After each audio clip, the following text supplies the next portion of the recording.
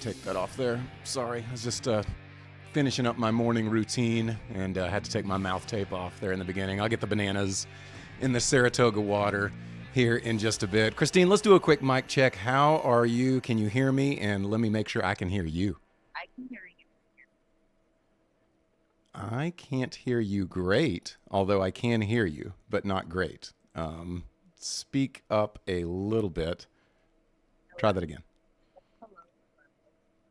You're too low. You're too low. Last time I couldn't hear you. Last time I could hear you well, but everybody else couldn't, but you were too low. Right on the mic, see like those green dots at the top? See if you can make that go up just a touch. There's one button that will change the microphone settings, and there's another button that'll change the headphone settings. Still a bit low. Hello. Better. Keep on. Can you keep on? Hello. Better. One, Go. two, three. I think that's the last. Okay. You don't sound quite as loud as you normally do, so I want you to speak very loud today.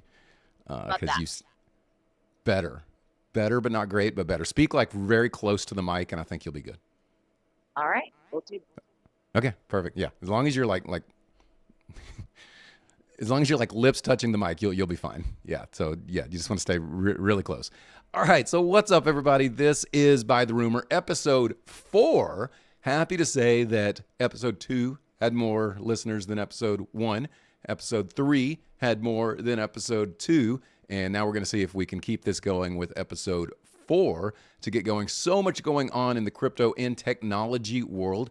That's what Christine and I will talk about, is talk a little bit about technology, a little bit about crypto, and sometimes pop cultures kind of mix in between the two. Christine, you saw me with the mouth tape in the beginning. Were you able to check out that little commercial, or not commercial, the morning routine video that everybody's been looking at? Yeah, so I was wondering about mouth tape, and to me it's very silly because supposedly it keeps a structure in the face and it's like all these health benefits, and you have to buy this mouth tape.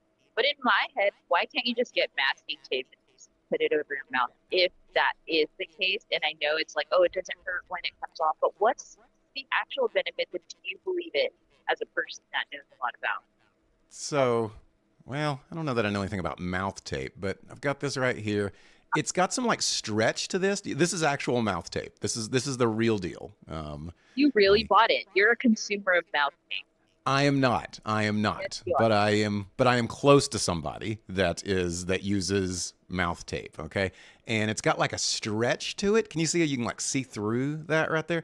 And so I guess whenever you're at night, like you can move your mouth a little bit, and it allows, I don't know, Christine, it makes it where you don't have like mouth wrinkles. I think that's the idea. Or so you don't snore too. You don't have your mouth like, as you're going to sleep.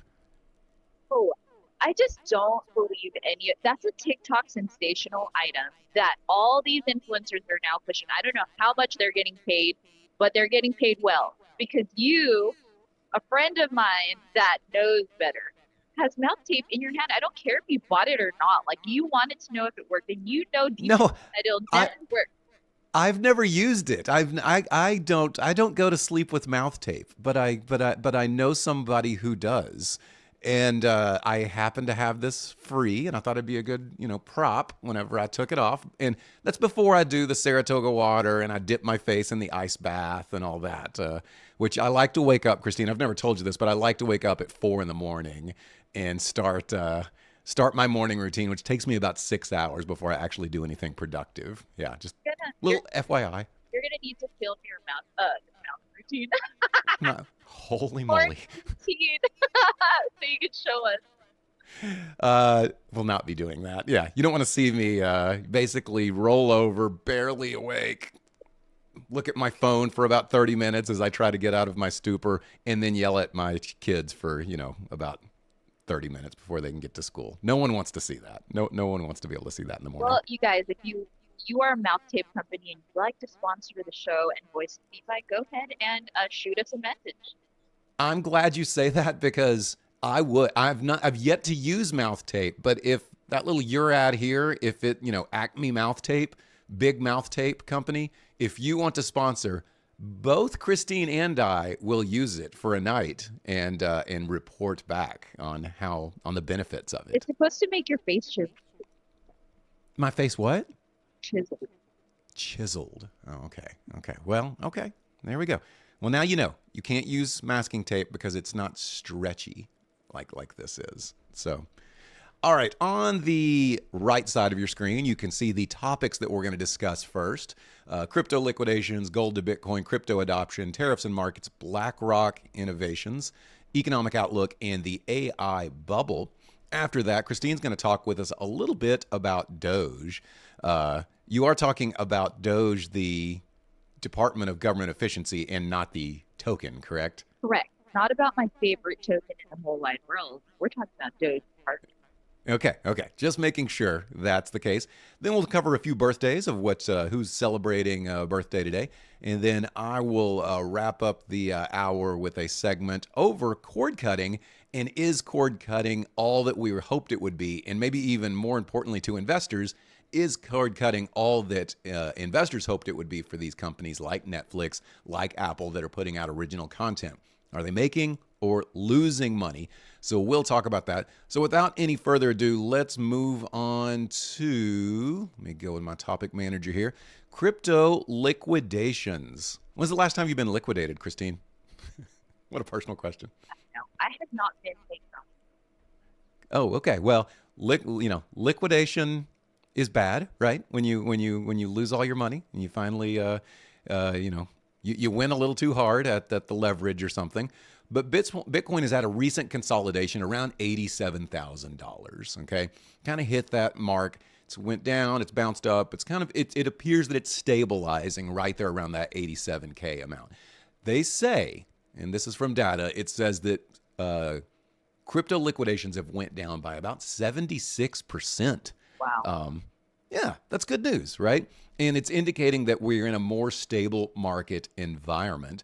So to me, that's good. One of the reasons I think it's good, and maybe you've thought this as you've looked at your feed, don't you feel like every day that you look into your feed, another state or another country is putting some kind of money into a Bitcoin reserve, right? Like major amounts of money is going into a Bitcoin reserve, but the price has been falling.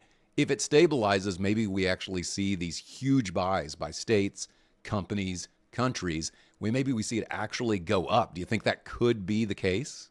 It is going to. Okay. Oh, I like it where you like just slam your fist on the table and you say, this is definitely going to happen. Yeah, I do think it can happen. I saw Texas last week. We talked about Kentucky is now going to have a strategic Bitcoin reserve. And I believe right before we logged on, I may have saw that Oklahoma is just about to have their own strategic Bitcoin reserve. In addition, much like Strategy, formerly MicroStrategy, is putting Bitcoin on the books, you're seeing all kinds of other companies decide to put Bitcoin on their books, which shows me that they think it is a store of value. This is a great time to me to be into crypto and into Bitcoin because we have all of these other major corporations with major bankrolls that are willing to put money into it. Absolutely. And it's a good time. A lot of people are like, oh, yeah, my friend told me about crypto before, and it's too late now. Not too late, guys. And it is it is a great time to turn to a friend that knows about crypto. Everyone has that friend. And an introduction to, starting your crypto investment and starting to, how do I get a wallet? How do I buy these, Bitcoin? How do I buy Dogecoin? That's right. That's right. I always love that you love Doge. I don't know, because Doge is just one of those OG coins, and you've always been a big fan of Doge. Yeah, so I think it's a great time. And then I wanted to ask you on a more personal level, but we can do it on the show, is like, how do you think they're going to introduce crypto to a normal person that doesn't know how to get into it and they only have that friend because banks don't do it? Yeah, to me, it's going to have to take a little less know-how right now to get into crypto. You've done it. I've done it. It isn't real easy all the time to get somebody new into crypto because you have to tell them, okay, you need to get this wallet, write down these 12 words. What are these 12 words for? Well, you really need to hold on to that like you would your as if it's worth $100,000 if that's what you're putting into it. And I do think it takes a lot of education right now, and it's going to take less and less. Now, the Bitcoin ETFs and things like that that make it to where maybe it's a little less easy. But as a crypto purist, not your keys, not your coin, that whole sort of thing. All right. On to the next section, which is gold to Bitcoin. The U.S., our country, Christine, is considering swapping gold reserves for Bitcoin reserves. Is this a good idea? And does this surprise you that they would actually look to basically trade in gold for Bitcoin? So I have a couple thoughts on that. Is have we went to Fort Knox and actually polished this gold to make sure that this is gold? And maybe they know more than us at this point and haven't announced it to the public like, hey, we don't have that much gold. So it'd be our best bet to go ahead and trade this gold in for Bitcoin, because in reality, I really do think that our real gold is diminished if we don't have as much as we think that we do. And I think they know that. And I believe that the reasons are coming up in the strategy. Yeah, I saw someone say the other day that it may take 18 months to actually account for all of the gold that's in Fort Knox, which is, I guess that means they're literally going to have a scale out and weigh it. And I saw someone with a joke that just went on chain and they're like, hey, I just did a complete audit of all Bitcoin that's available. And it took me, 10 seconds to be able to do. And it's going to take you 18 months to be able to figure out how much gold the U.S. has at Fort Knox. Here, aside from maybe there's no gold in Fort Knox, or there's not as much as reported in there, which I am concerned about. I don't think you're a conspiracy theorist there. I am concerned that may be the case.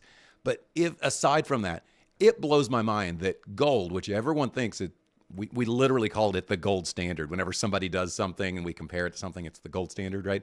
We're literally thinking of trading in gold, something that traditionally we've always thought has intrinsic value to it, for Bitcoin. In other words, we would rather have Bitcoin than gold. That's what trading one asset in for another means. That blows my mind. Is that not like a huge paradigm shift that we're willing to hold Bitcoin rather than gold?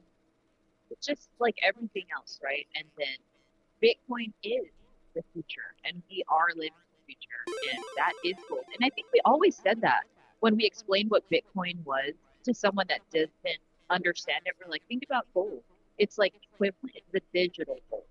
And they'd be like, well, they don't understand it, because if I wanted to send you some gold right now, okay, you're many, many miles from me. If I wanted to send you some gold, it would take postage. It would take time. It would take a long time to get there. And if I wanted to send you some Bitcoin, I could do it before the end of this segment. I could do it before this countdown timer is down to the end. So there's all kinds of benefits to it, namely the ease of movement, okay, but also it's just so easy to account for how much you have.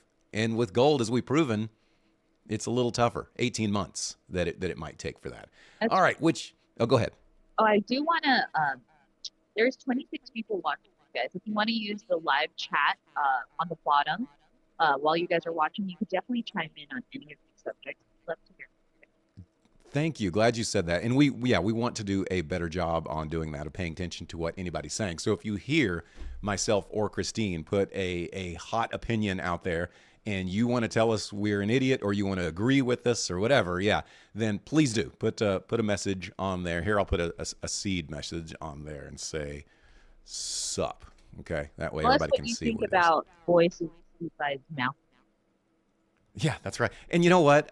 Because I have ADHD, I've make sure I can get it on here. I've rolled it into a ball, okay? Because I just has been just messing with it in my hand here, so I can't put the mouth tape back on because I've rolled it into a ball.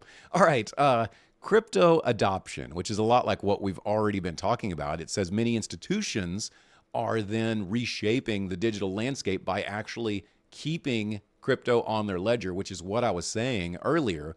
Now, to me, this legitimizes it. Okay, I know you're familiar with GameStop. I don't have to be like, hey, do you know who GameStop is? But they have like $5 billion in cash just sitting around because on one of those giant pumps up, they decided to sell. And everybody was mad. All the investors were mad, but they kept them with a lot of cash. Now they have considered even using some of that $5 billion in cash to buy Bitcoin. And that means they would keep Bitcoin on their ledger. This would be big for them because, for one thing, they just get so much pub for whatever they do or don't do. Do you think a company like GameStop that is a smart thing to do is put their money not in cash but in Bitcoin? Yes, I think it's of course I do. I think we're just seeing a shift of everyone moving into that. And I don't know what it takes for, you know, the normal person to finally be like, you know what, it's not a scam. And everyone else is in, let's go. Gosh, that is a good question. What will it take for Joe Blow to say crypto isn't a scam, Bitcoin isn't a scam? What will it take? Like how many years does it need to go? Because now it's over a decade old. It's only increasing in value over that decade. What will it take for your grandma, your aunt and uncle that doesn't believe anything in crypto to actually say, you know what, I was wrong. Looks like it's got staying power. And I don't know what the answer is to that. All right, let's move on to the next one. Tariffs in markets. The market reaction to potential tariff easing. This says recent discussions around easing tariffs have positively influenced stock market futures, with investors responding to a potential policy change. The shift could indicate a new phase in U.S. trade relations. So put on your tinfoil hat for a second, Christine. Always on. I was about to say, do you ever remove it or do you just kind of keep it on there? No, it's always on. It's permanently on. Yes, yes. You are the queen of conspiracy theory, and your crown is actually just a tinfoil hat. Whenever you look, oh my gosh, is that a Zoom hat? That's really funny. So check this out. How about this for a conspiracy theory? I've heard that Trump wants to influence the rate decision in May, and to do that, he's making economic uncertainty right now surrounding tariffs. And that's why on some days he's like, Mexico's going to pay for all their fair share of tariffs. Canada's going to pay. China's going to pay. All of these countries are going to have to pay tariffs. And then the next day he'll say, you know what? Maybe we'll back off of that a little bit. Maybe there won't be many tariffs. And then all of a sudden investors are like, what are we going? What are we doing? And it's making economic uncertainty. And some people, conspiracy theorists like yourself, wearing a tinfoil Zoom hat, will say, I think he's just manipulating the market so that he will get what he wants. Oh, I like that. So he will get what he wants, and then eventually, once he wants with the rate, then he can move the economy forward. Is that a dumb conspiracy theory, or is this what is Trump playing chess when everybody else is playing checkers? He is definitely playing 5D chess as usual. And then, a lot of people don't understand the way he does things and his strategies and 5D chess. And everyone else is playing checkers, like you're saying. But it is what it is. If it works, it works. I appreciate the economic outlook from One-Eyed Willie. You're welcome. It's fantastic. It's fantastic. Yeah, I don't know whether that's. I'll say this. I don't think it's a conspiracy theory that this is what he wants to happen. I don't know that it will work out the way he wants it to, but I think I do see kind of what he's wanting to do, because this is right. There is a tariff easing that he'll talk about, and then the next day he'll talk about the tariffs are full on, we're doing it.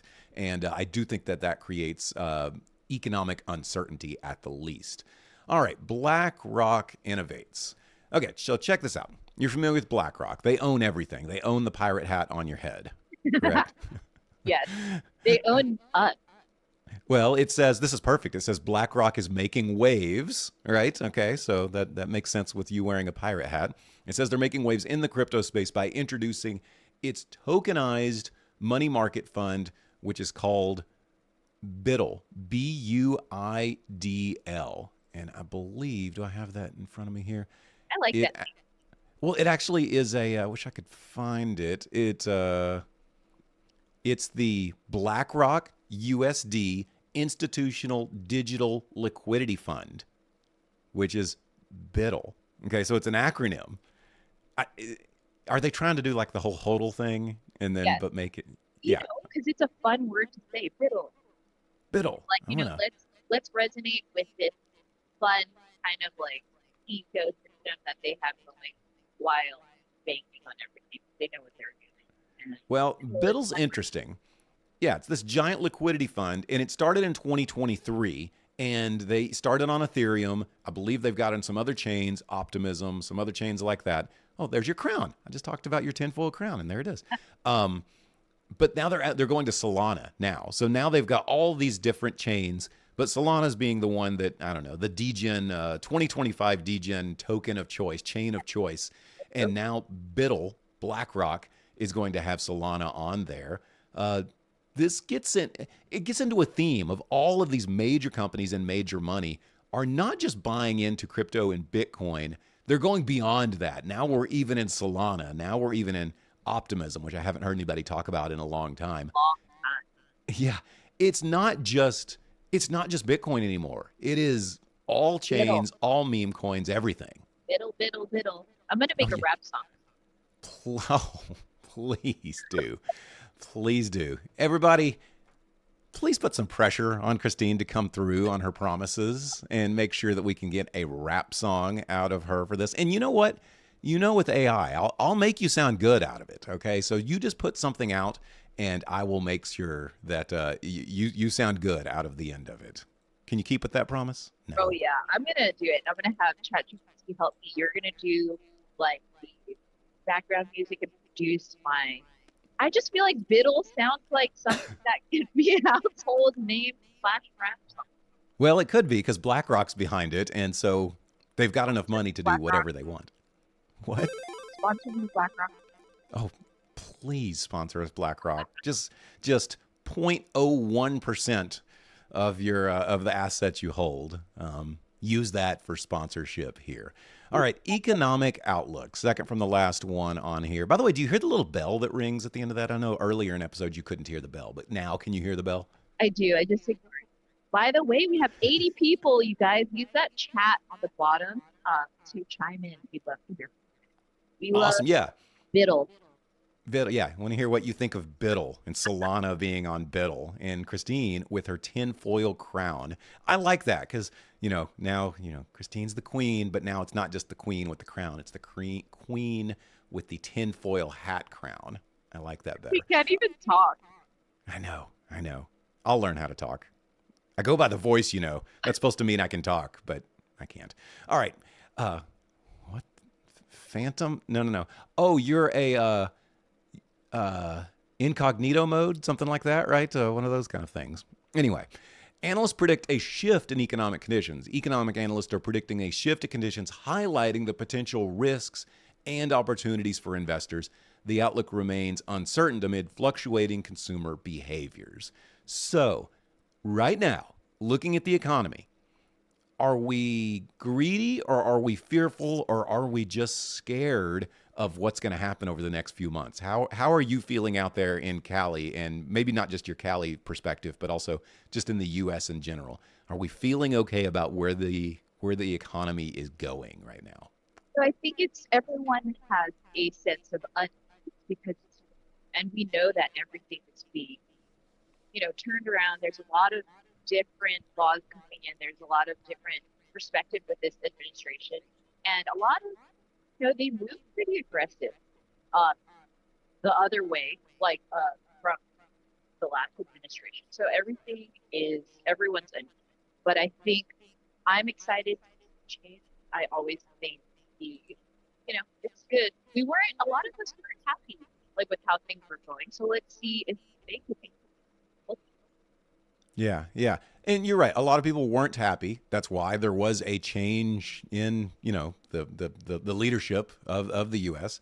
And so it does take a while to, right a ship. So I understand that it takes time for some of these things. For instance, tariffs. You have to charge on imports coming in.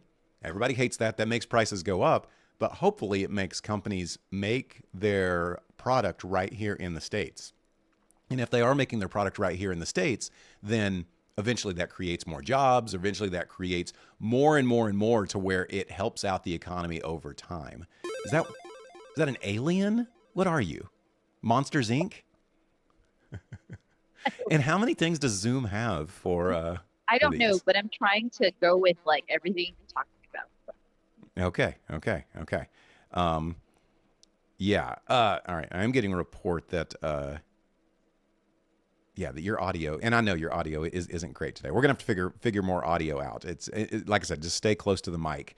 But yeah, it sounds like It sounds like I'm on the radio and you're calling in on like for the 100th caller or Are you something like that. serious? So now I sound like I'm calling from a potato.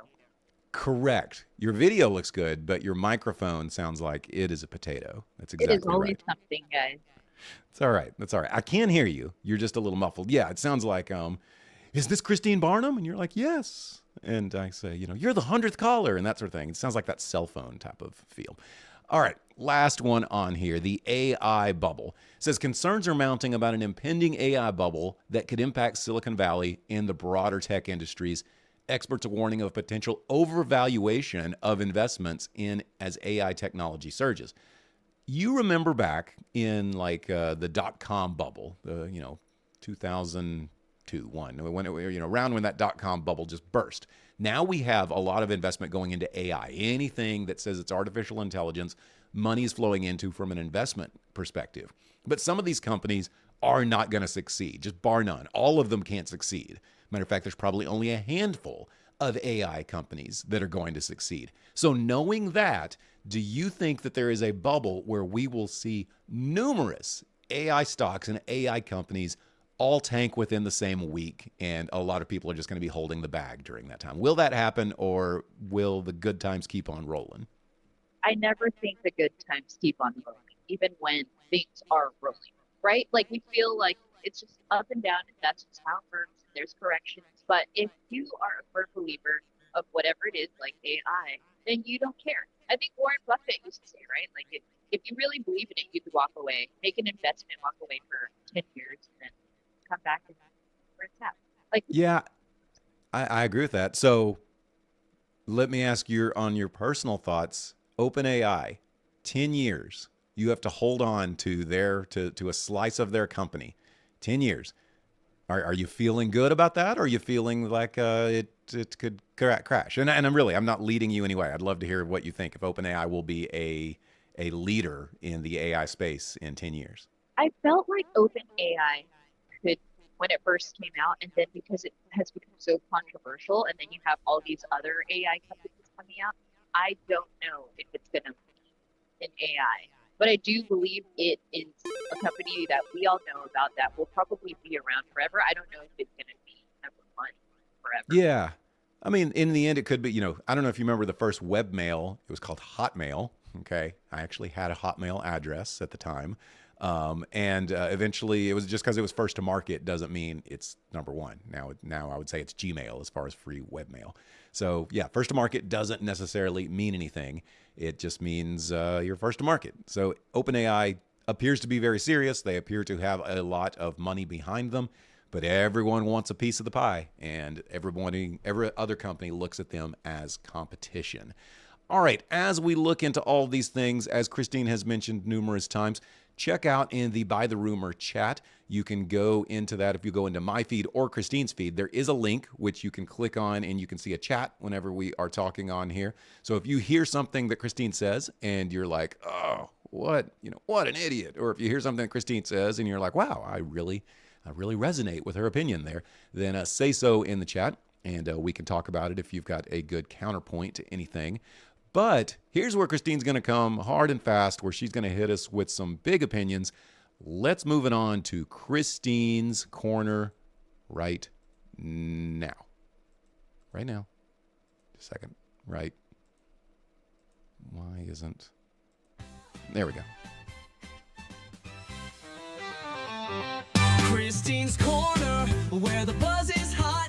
Crypto trends or the latest pop plot. From gadgets that glow to stars in the sky. If it's on her mind, you know it's gonna fly. So plug in, tune in, let's take that ride. All right, Christine, take it away. Doge is making moves is what I put on here, but I wasn't quite sure where you're going with Doge, so let's hear it. What is up with Doge? Why is everybody up in arms about it? First, what do you say when like what is the DOGE department voice? Like what is that?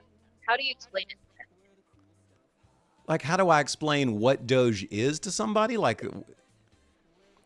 I would say that it is a department that's made to find waste and excess that the government is spending that has went unchecked for some time. I saw a clip of Barack Obama from years ago. It's not a new clip. It's from years ago, saying that the U.S. government is going to have to cut back on what it spends. And he actually mentioned this. You should look at this if you haven't seen it. He actually mentioned a website that's done by like farmers that is like the U.S. government is funding this website. And I'm sure these guys are well-intentioned, but in the end, the government can't pay for your website. And so it's those sort of things that, in essence, I do believe that politically, it sounds like an idea that a lot of people would get behind. But if I guess why people are upset about it, it's mainly because the person that's leading it up, right? It's mainly the person that is behind Doge, which is one Elon Musk. I don't know. Am I wrong there? Is that why people are up in arms? I would say that you're correct. I just don't know because this is something that I think as people like in the United States, we have been waiting for accountability for excess spending on the government's part because essentially that's our taxpayer dollar that they're spending on, and a lot of times we don't see there's never any transparency. And since Doge has come into fruition, we've started seeing, hey, we didn't know we're sending billions of dollars here for this or that. And then now, not only are they looking at that, they're going into the actual departments, like one by one, and whatever program and engineers he's using to kind of filter everything down. They announce it every day. If you guys aren't following them, they are here on X every day. They see, they go ahead and post what they have found, their findings for the day, and how much they have saved, the U.S. And if you guys aren't following them already, it's the Department of Government Efficiency here on X. But yeah, I think the way you explained it is good. A lot of people do hate that department. I have no idea why. The only thing I can point to is because they hate it so much that they're actually burning Tesla dealerships and, doing vandalism on everyone. That's so crazy, by the way, on the burning of the Teslas and burning the dealerships. To me, whenever you boycott something, I understand you can't boycott Doge like you could Bud Light, but whenever the other side of the aisle was boycotting Target or Bud Light, they just didn't shop there. And whenever this side is boycotting Tesla, they burn their dealership down and key a car for somebody that I'm sure there are probably people that own a Tesla because they want to own a electric car. It has nothing to do with Elon, and people are like putting a swastika on their car. Like what they do to deserve that? I don't know, but this needs to be studied. This behavior needs to be. And then, Elon Musk did say to President Trump, hey, do you think that we're finding so much excess money, we're saving so much excess money from taxpayer dollars? Can we take 20% of what we find and give it back to the people? That's our money. And he was like, if we stopped it right now, this was like 100 years ago. It's like, it would give $5,000 check to every taxpayer. Is that okay? I think it was like, yeah, that's fine with me. I think that's great, right? Getting some of our money back and people are up in arms. I think that's a great. Yeah, what do you think of that, by the way, the giving? So you think the 20% would be okay? Because let me tell you the qualms I have with it, of the giving back to people, is we're supposed to find this waste, right? And when we find it, we cut it out, right? So we're not wasting it any longer, because that will give us economic relief, right? By not wasting it. And that's all a good thing. To me, to then give it back to the people, then you lose some of the savings. Then the money that we found, we're still spending it. Now, granted, we're spending it on the American people, which may have an impact by us, increasing our spending. And maybe there's economists that probably see the value in that. But in my mind, I was thinking, oh, we're going to save all this money by cutting out these projects, and we're just going to save the money. But if we then spend it, even if we're giving it back to the American people in the form of a check, then we're not saving as much money. And I understand it was just, you said 20%, right? Something like that. Uh-oh. Where are you? Say something.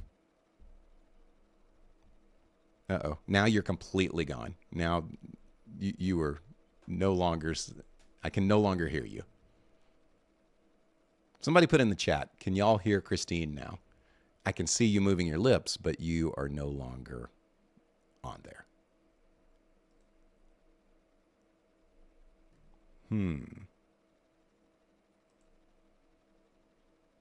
Let me check something, Christine. Let me try something. Now say something. Nope. Did you change something? Did you change something as we were going about that? No. I don't even think you can hear me any longer. Okay. Well, I'll tell you what we're going to do just to kind of keep this going. I'm going to finish up with Christine's corner there. That is interesting with Doge. I do think with Doge, it's got it's got. Oh wait, you just now texting me. Oh, you said your mic died. Oh, that's sad. I'm sorry. I can give you like hand signals. Can you hear me still, or is just your mic dead? Oh, I'll say, can you hear me? You hear me still? She typing to me. Oh, you can hear me, but we can't hear. Thank you, Cruella. That's all right. Can't hear me. Well, I'll let you work on that, Christine, because I can't like technical support it from here. But what I'm going to do is I'm going to go right on to voice lessons, and I'll just start talking from there. So let's do that. Voice lessons, you'll hear it loud and clear. Tech and crypto wisdom, the truth is here. Big thoughts, bold moves, cutting through the haze. When the voice speaks up, you'll be amazed. So listen up. What's up, everybody? Okay, so they're trying to text with Christine. Is she trying to fix that up? I will not be talking about Doge making moves. Instead, I want to talk about, is streaming really movies and shows a good business model? And I've got a few numbers behind here to be able to kind of talk about this a bit. Let me change my lower third here. Let's go to admin panel.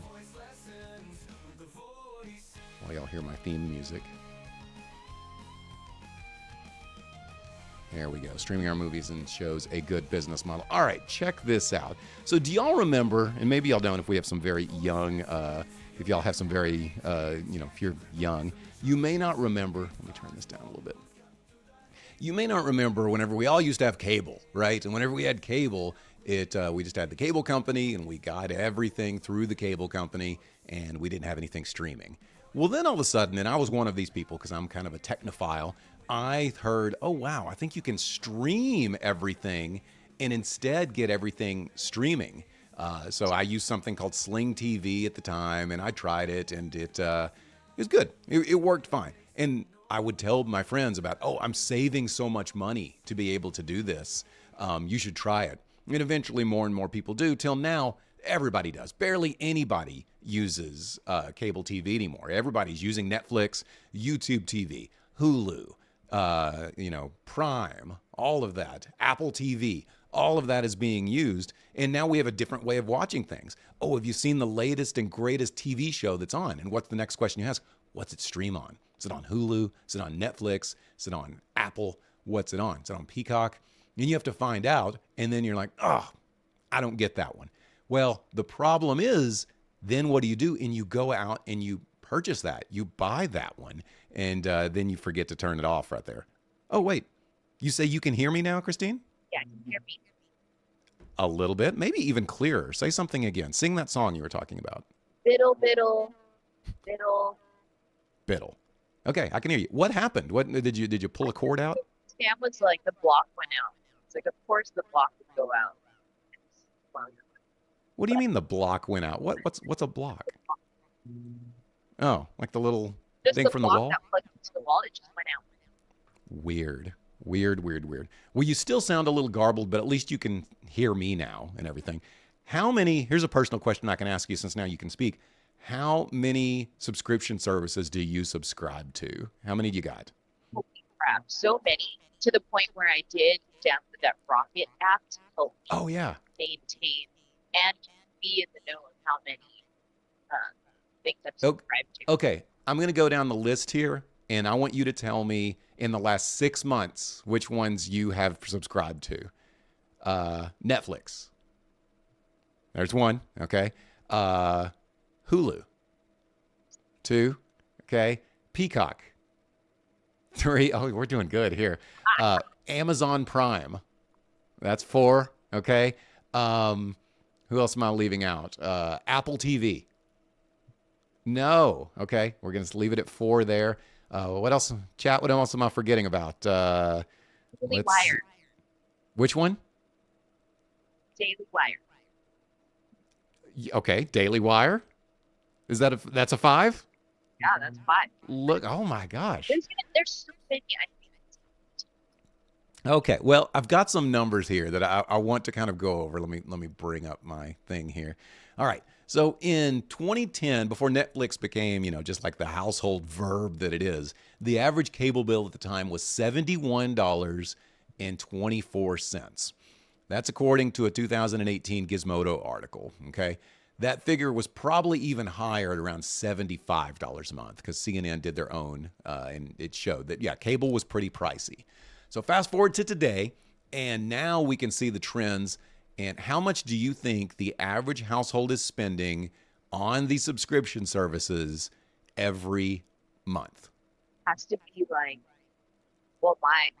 Just judging from mine, I was $200 something a month. I hate myself. I didn't do this segment so we could all beat ourselves up. But it actually is less than that $75 that I mentioned. It's actually about $61 a month people are spending for streaming services. And that includes subscriptions to about 4 platforms, mainly Netflix, Hulu, Disney Plus. There's another one. You got Disney Plus? Was that one of the ones you got? We actually, Rocket helped me just delete the app. The kids are older, they don't even watch it. Yeah. So I'm happy that it saved me money by not subscribing to Disney Plus. But I do have Disney passes, so I guess. Okay, well, you live close enough to be able to make it where that's a thing. All right, so check this out. Even though I think many people are much like you, where you're like, oh, I'm spending more than I did with cable. And would you say that's the case for you, regardless of how much it is? Are you spending more now than you did in 2010 for TV? Absolutely.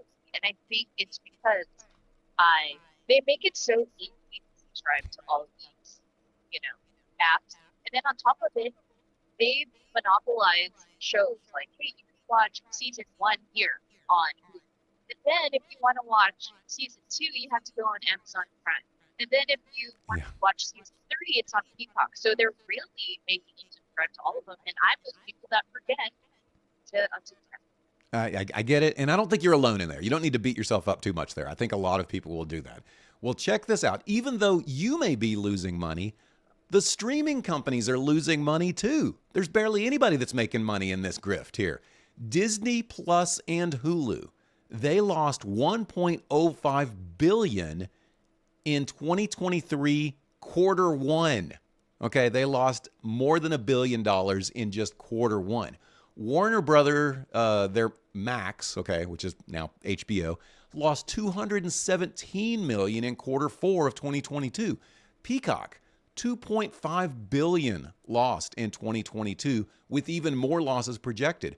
Paramount Plus, $1.1 billion lost in 2022. And get this, Apple TV Plus, while they do seem to be kind of tight-lipped on it, the reports estimate that they're spending $3 billion per year on content, with revenue between $1 and $2 billion, suggesting that it's still unprofitable in the billions. This is a bad deal for you, and it's a bad deal for the streaming services. Why are we doing this charade? That's what I was just about to say. Like, why? So what are we doing here? Because no one's making money. We're all losing money, really, except the people that are able to thrive monthly. They're saving money. But Innovative even says, I like to buy each subscription service multiple times from different platforms just because I have Netflix from Netflix, Amazon, and DirecTV. Winning. You have all of those. So yeah, here's the thing is, they're not making money. We're not making money. There's only one company that is making money. Okay, this is the investment part of my talk. It's Netflix. Netflix actually does make money, and almost all of the other ones do not. And so they're turning a profit, which is $1.67 billion in 2023. They made a profit. You know what I think is going to happen? They're going to be like, we've come up with this new thing where Netflix, since they're the leading brand at this time, Netflix is going to go ahead and acquire all these other ones, and then we're going to sell it to you as a bundle, and this is going to be great, and it's going to be $100 a month. And really, we had that with and satellite TV, but we're gonna think that it's brand new. And we're like, yeah, let's do that. That's so brilliant. Yeah, and thing is, like, no one wants to be out on the conversations whenever somebody's like, did you see Squid Games? Did you see, whatever, Yellowstone, whatever the latest, and people are willing to pay. So when Netflix says, hey, it's been about a year since our increase, so we're going to increase it by another 50%. And everybody's like, okay, whatever you suggest, whatever you say, we'll do it. But yeah, so as I was looking at this, I'm wondering just exactly what are we doing? And I don't have an answer for this. I'm just suggesting from an investor standpoint, as you're looking to, should I invest into this streaming company? None of them are making any money. Not only are none of them making any money, they're losing money in the billions. And eventually, don't you think, Christine, whenever like the rubber meets the road on the economy, let's say we really do go into major recession, and I know arguably we're already there, but let's just say people are starting to really use the Rocket app that you just talked about, and they start taking away some of the services they have, it's only going to get worse. And I'm thinking at some point, there's just going to be very few streaming services any longer because it's just not a profitable business model. It won't happen. So here's the thing. Here's the take home that I did get also from this. If you have 4 or less streaming services, then it's probably better for you than it was for cable. Okay, 4 or less streaming services. If you've got 5 or more, say that again. If you have 15. 15, I'm going to say you're probably spending more than you're consuming. Just guessing. Let me ask you this. What do you think is your worst offender of your streaming service that you have not watched a show on? Like you've been paying for it for months, but you haven't watched a show on that streaming service in 6 months. I would say Daily Wire. And I love like Jordan Peterson and a couple of the programs they have. But I never have the time to actually, I really want to sit there and pay attention. And I don't, like by the time I get home and everything we do, it's like you just want to unwind and put on, the new show, like White Lotus or something like that, whatever we're watching. And then I'm like, dang it, when do I have time to watch Daily Wire? But I love the programs they have, so I don't want to cancel it, but it's in my best interest to cancel it, really. But I have not. It will, but then somebody's going to say, did you watch that last episode of White Lotus? And then you're going to be out because you say, I had to cut back. Bella said that DOGE needs to look into streaming. That's pretty funny. I need to bring that up. Yes. Don't we all need our own like personal? I need our own personal DOGE to like come in and be like, look, this has got to go, man. And then I can burn their house down because that's what you do. Yeah. And Cruella said we do have access to a lot more content that's not available on YouTube, but until they do, right? Like until like the major, which is Netflix, like, hey, you guys, let's offer all this content plus cable and bundle it all into one, and it's going to be $100 a month, $120, and then you'll never be left out of the conversation, and you don't have to keep up with all these subscriptions or have the app like Rocket Money to help you because it's all bundled into one. But isn't that exactly what cable was? And it's what we said we didn't like about cable is I would spend $100 on cable and I would get, the National Geographic channel, I would get C-SPAN. I would get all these different things that maybe I just didn't want. I would have something about, I'll forget it. I'm not going to try to come up with different channels that I didn't watch, but I would have all these channels that I had zero interest in that I know I was paying for whenever all I really wanted was ESPN. So isn't that not what you just suggested though? Where now we're going to pay for a bundle, right? And in the end, maybe I'm going to pay for a bundle that I wouldn't want. It's not a la carte anymore, but we've proven that a la carte doesn't work either, right? Because that gets too expensive for us. There's no good answer. I know there is no good answer, but we are in a transitional shift where AI is helping us live more efficiently, I think, and we should just all ask Brock, and then Brock will answer. Well, it's funny that you mention AI, and I could maybe voice lessons on another day. Matter of fact, this is probably going to be a segment. This is a preview for a segment because I'm telling you, AI is going to absolutely disrupt Hollywood. All of these things that are built with actors and special effects and everything, it's going to get to where I can just put a prompt up to just say, and you and I have done this before, show two people that are on a podcast together walking away for an explosion. Well, why couldn't you do that for every scene in a movie and have, you could make it look like your favorite actor or actress, but at the same time, you could just create new actors and actresses that are just as beautiful and just as talented. And yes, the You the don't have to pay, Hollywood model is going to be disrupted. What's right? up? And you don't have to pay them. You don't. Exactly. You don't have to pay them. You could even have IP to where it's like, oh, I've got the intellectual property for this look of this person, but they don't exist in real life. But you can't make that either. This is all going to. I'm telling you, this isn't. I don't want to steal my thunder for a future segment because I like this for a segment, but this is going to happen. This is not like Voice thinks it's going to happen. Hollywood will be. I do believe Tyler Perry, right? Tyler Perry, Medea, all that. He was going to have this, put all this money into a big Hollywood studio, and he pulled out and decided he wasn't going to do it because AI was disrupting Hollywood. And I think he was rather smart by doing that. It's going to happen. So anyway, cord cutting. Cord cutting is definitely a bum deal for us, the consumer, and it's a bum deal for the actual companies that are producing the content, except for Netflix. And Netflix has been kind of an idiot with how they spend money as well, because they gave Adam Sandler like some ridiculous amount of millions to make like 6 movies or something like that, and still works for them. They're profitable, so what can I say? So anyway, after all this, what are you going to do, Christine? Are you going to leave this segment and go cancel more, or are you going to go buy more streaming services? To buy anymore. Like I really want to work on, you said the average household in the US has like 4. I need to get, in Okay, reality, so I don't need 15. yeah, you don't need any more than that. Yeah, so try to there's your homework. Your buy the rumor homework. Get down to 4 or less. I have more than 4. I can guarantee you. And if I were to pick the one that I'm probably paying for that I haven't watched anything, I'm looking at you, Max. I don't feel like I've been watching anything on Max in some time. Do you have that one? Yes. Yes. You know what? Next time I just have you tell me which ones you don't have, and it's Disney Plus. That's the only one I said that you said no to. So crazy, so crazy. All right, one last little thing. I ended up skipping the birthdays because Christine was having some audio issues. So I do want to talk a little birthdays real quick. See how many of these you have heard of before, Christine. Elton John is 78. Elton John, 78. What's your favorite Elton John song?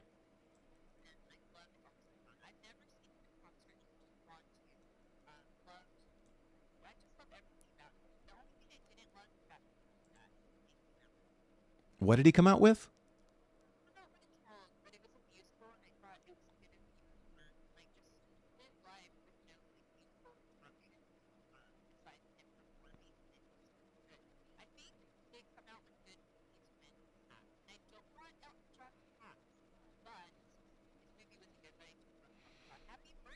Happy birthday, Elton John, 78.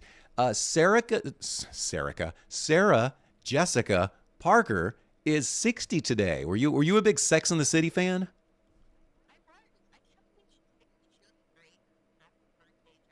Happy birthday. Huge fan of her work. Are you familiar with Casey Neistat? You ever heard of that dude? YouTube star. He is 44 today, and yeah, really cinematic type of pieces, and a kind of a pioneer of blogs. Born on this day, but not with us, is Aretha Franklin.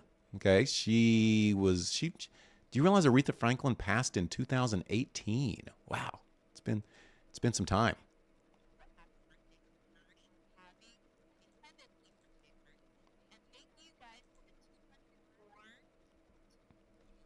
Awesome. Appreciate everybody that is tuned in. How about Peyton Manning? He is 49 today. You familiar with Peyton Manning's work? There you go. Played 18 seasons in the NFL, primarily with the Colts. And then also, okay, this one's a really good one. This person is 60. They were born in 1965. The Undertaker of WWE is turning 60 today. Are you a WWE fan? I know you're a UFC fan, but are you a WWE fan?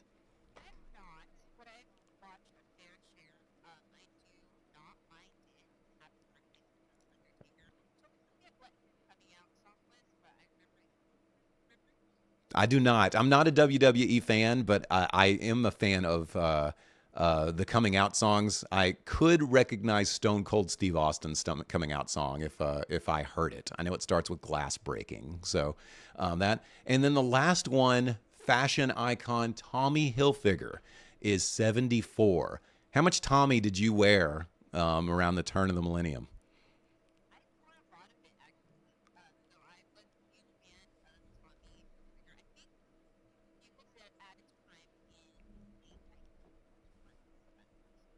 I'm told that your audio may be gone again. So, I can hear you, just barely though, not as well. We will figure out the audio issues.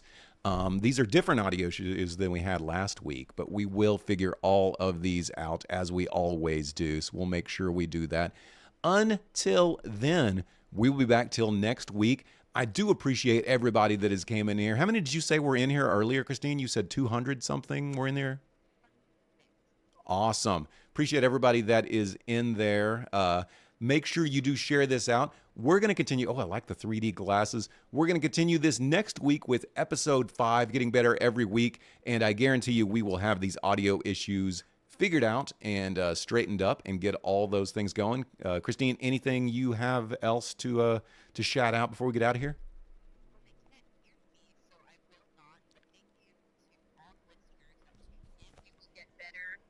Every time, and we just have that. But all of this will be uploaded. There we go. All of this will be updated. All right, everybody. Love all of you. Appreciate all of you. And until then, make sure you check out all the latest. You can always re-listen to some of these and check out all of our socials. We've got Instagram. We are on TikTok. We are on, of course, X. And make sure you're following all of those so you can catch all of the latest. Because sometimes whenever I make a really fire point, or so does Christine, we'll put little short videos on there where you can check those out. So make sure you check those out. Until then, love you all. Peace. Peace. Okay, just a second. Last time I screwed this up, so I'm going to do this correctly this time and hit end. Boom. Okay, just a second. That is done. That is done.